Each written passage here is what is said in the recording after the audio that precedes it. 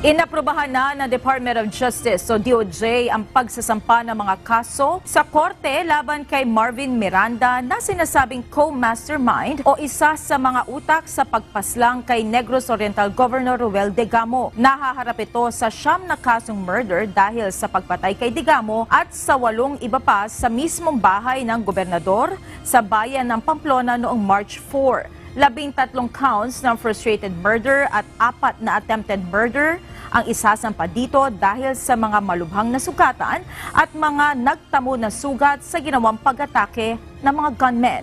Si Miranda ay dati umanong bagman ni Congressman Arnolfo Teves Jr. at nahuli ng mga otoridad sa pinagtataguan nito sa bayan ng Barbaza, Antique noong March 27. Batay sa salaysay ng ibang mga sospek sa krimen, malaki ang naging papel nito sa pagpaplano upang mapatay si Governor Degamo.